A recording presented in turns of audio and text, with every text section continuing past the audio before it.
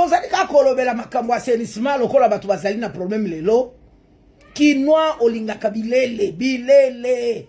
bande kola biso ba partout eska boyoka kalingala soko moni Kinois ndenge alataka keche na ye pantalon na ye atie t-shirt na likolo kepi abambi ba bijou na nzoto soko atamboli na balabala olobi mboko ekomi déjà na poto tokomi déjà na Paris mais soko tali place à outil Kinois aza salité moko tu ne peux pas avoir l'idée nazali ko assumer parole na ngaoui Kinois babiloko oyo ezali kokota biso na bandaku bamai ekote na biso na bandaku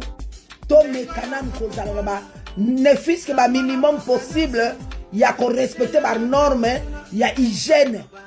na ba norme ya assainissement Kinois facilement akoki kamata kwanga afongoli boye po Kinois aliaka na balabala ya za na problème ta CG na kate biso ba Swahili ya Kivu ba mona mutu la balabala zola mwa na munoko mobile nanga barega bakoloba nini muno ambush munoko ya taba na balabala Kinois ya za na problème tata bazoka donc pona Kinois akoko lia ta kwanga la balabala na tije na ye et puis abwaki yango na terrasse okomona mama munene lokola ngasi afandi bona zando avocat eleka allié abwaki na se nyos donc à la fin de compte gérance il y a déchets pour la Kinois c'est un problème sérieux ba notion élémentaire ya propreté ya hygiène na assainissement pour la Kinois ezali problème très sérieux au côté la quartier mobimba ba mama bazo sokola ba Thomson na kati na bandako na bango mais est-ce qu'on kende ko boaka mai na balabala na route principale banzite ko to parle toi ba salité nyoso ba Thomson imaginez-vous la truite Kinois koki kokota na toilette zali salité yepa yeko bakisa salité mususu bakisa salité mususu bakisa salité mais tandis que la province comme on a mutu alinga kota na toilette a sopina numa ya va kota mais ça ce n'est pas le cas de Kinois to yeko la ba norme ya propreté ici je suis en train de m'attaquer na structure babengaka bana kini musala nini bosala kana wewe na bino wana awa lelo toute la journée bozo finga Daniel Mumba ndi apesa kabino ba makasa botondisa na ba terrasse Daniel Mumba ndi atinda kabino botondisa ba salité par là tango ye zipi ba terrasse maye koleka wapi yango esongeli biso soki biso nyonso toyekoli koma ko se débarrasaka na salité ko bwaka yango na place esengeli Daniel Mumba kozala kofinga mate na yo pe maye kokotela yo pete toyekola ba notion élémentaire ya propriété na Kinshasa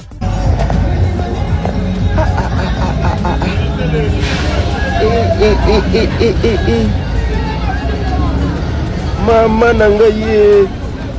ngaye na eko bare mutuka na yeko bomisa mutuka nangaye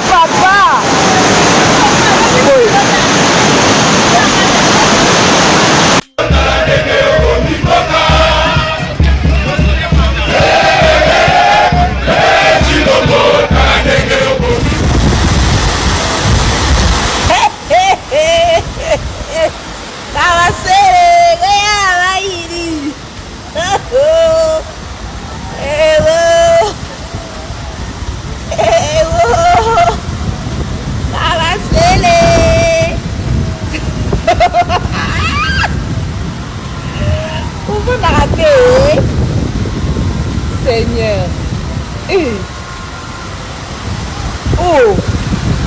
Oh. Oh. Oh.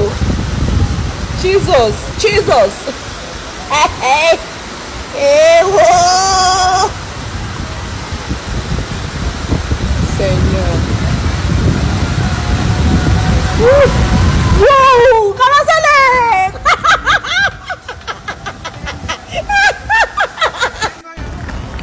biso yoka tana kine tozoza na Allemagne d'Afrique biso tobota kofele totanga pe classe ofele Kongo Kongo ne mboka Kongo mboka ya Fachi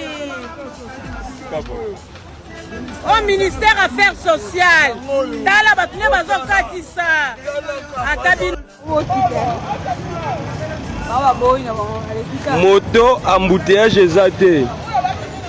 bato ya moto tokomi kokita awa embouteillage te sika tokomi kokita donc tokomi kokitela awa po toya komatela bato ya moto bawewa bon kabasele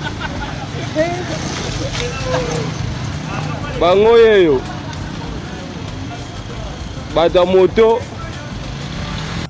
Bonjour TikTok, bonjour, j'espère qu'il y a déjà bien. Oh, Mboula Lelo, donc Mboula Lelo mardi, bino bomona. Vous allez kala me boucher. J'espère qu'il y a bomona. Oh, vimbi, oh, eza full salité. J'espère qu'il y a des bomona, vimbi.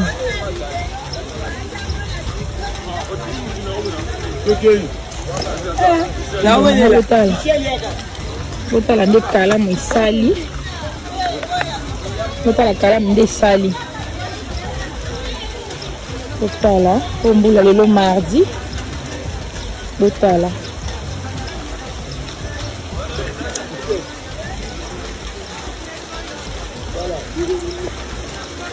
andona botala nde bato bazokatisa oyo eleki na katikati oyo bomona oyo esika mai wana eza lidusu donc wana eza lidusu botala condition bato bazoleka o Mboula Lelo mardi botala Mboula ebandi lelo 13h lelo mardi le 10 décembre botala bato nde baoleka o risque botala bana botala nde bazoleka po pont eza te madusu na kati ya pont omona tala bana classe nde batelemi en tout cas batama boyo likela biso solution na mombele botala tala bato nde baoleka mopanzi mpo na katikati bomona na lidusu ya monene eza neke so moto akwei akufi bino bomo botala nde bato baotambola tala botala mwana na kutu mwana classe azangi na moyen koleka ngambu naosala video naosanga ata na moyen ya kokatisa na ngambu tala nde bato baoleka sikoyo ya boye moto akwei akokufa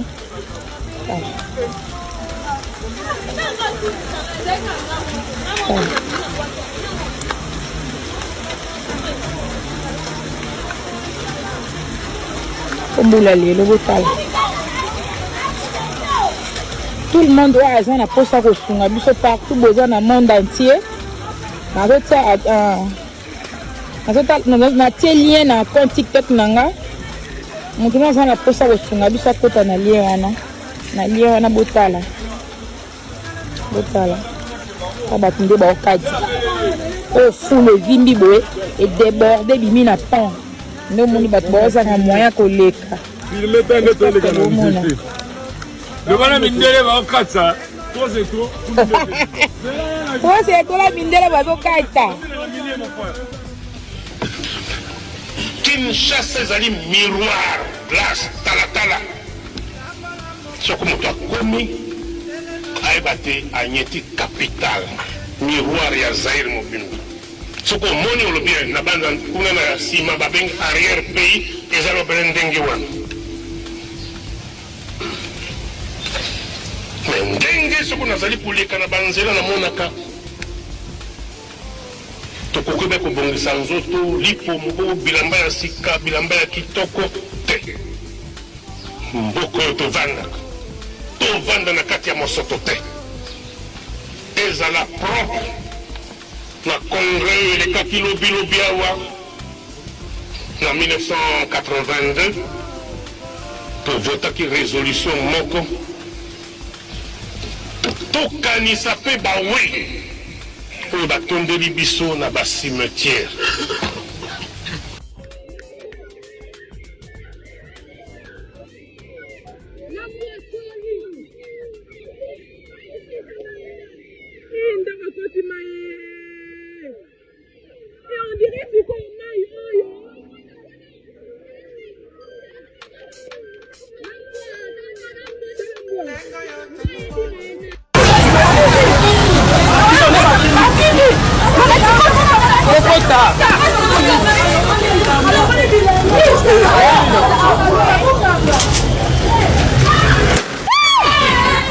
Jésus.